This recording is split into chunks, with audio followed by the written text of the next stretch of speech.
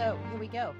How can law firms and all of us as women cultivate a realistic work-life balance? And we ought to have some discussion around what that means, right? Because I know that means a lot of different things to different people. I can kick it off, Donna. Thank you, Jenna. I don't know if I read this. I'm sure I didn't make it up, or someone told me earlier in my career, and I remember telling it to you when you came back from leave with Abby. For me personally, I feel like the balance is not that I'm always going to be 100% at work and I'm going to be 100% at home. And so recognizing that sometimes I'm going to be a better employee and maybe not so great of a mom or a wife or a friend or a whatever you want to call it. And then other days I'm going to be really awesome at those things, and that there's really only 100% of my time and I can't give it to everything equally.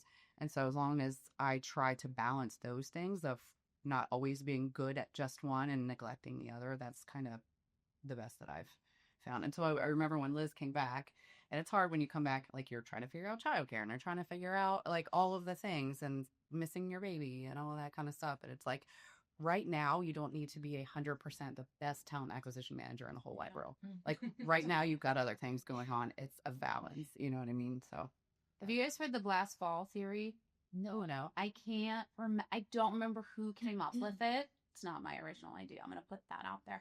But it was basically this idea that you have all these balls in the air all the time, but they're not work and family. They are, I have this agreement. I need to get back to the client by end of day tomorrow. I have my daughter's field trip that I'm, chaperoning on Friday. I have my daughter's an orthodontist appointment. She's going to all of these different things are in the air all the time. Some of them are rubber. If you drop them, they will bounce. It's not that big of a deal.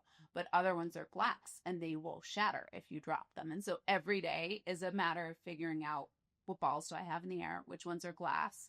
Which ones are okay if I drop them and they bounce back tomorrow? And which ones are not? Mm-hmm. And then it's a matter of, occasionally you're going to have 2 glass balls in the air. One of them's going to drop. But, it's always a matter of figuring out. It's not just, how do I balance work and life? It's all of the little things that make up work and all of the little things that make up life, and which is okay to, let go or wait till tomorrow and which cannot.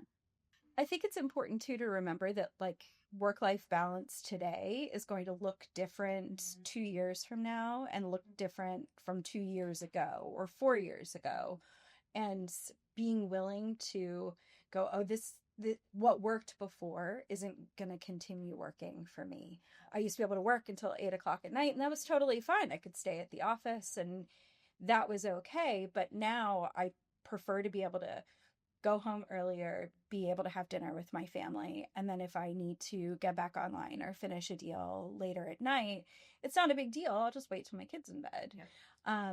As opposed to, before I was married and before my stepdaughter lived with me, at that point, it didn't matter when I was working. Yeah. I could come in late, I could stay late, I could work all weekends, and it had no impact on anyone else. And you have to be willing to accept that and go, okay, I need to make an adjustment. And explain that to the other people that you're working with. What worked for the last 10 years that you've been working with me, sorry, not going to work right now. Yeah. Things have to change. As someone who started her career in-house and then went into the public sector and then spent the last, I don't know how many years with law firms, one of the big advantages, and I'm the oldest person in this room, working for a law firm was even before this whole work-life balance thing was a thing, I could leave the office at 3:00 with my technology, which at the time was a BlackBerry, right? I could leave the office at 3:00 and go watch my son's junior high basketball game. Assuming that I didn't have some mandatory client thing. And that's, I think, an advantage that's even enhanced now that, you can schedule sometimes, not always, you can schedule around things that are occurring during the business day to go do things with family or for yourself in a way that I don't think you could do 20 years ago, maybe. Even 5 years ago. Or I was at a different firm 5 years ago, but it was a lot harder there. And then to just say, I'm gonna take 2 hours out of my day to do this. Yeah. And it took a lot of courage to do it. Like I used to Yeah. go, I got to sit Yeah, out of the absolutely. office and I hope nobody sees me. Or Yeah. even though I Yeah. knew I wouldn't, it was fine. It's just great to have that luxury. I Right. think. And now saying I am going to go home and I'm going to do something with my kid, or I have a doctor's appointment, instead of being like, I have a client meeting and then like awkwardly trying to Right. leave. And And then- you're like, I don't have my meeting. I'm going to school.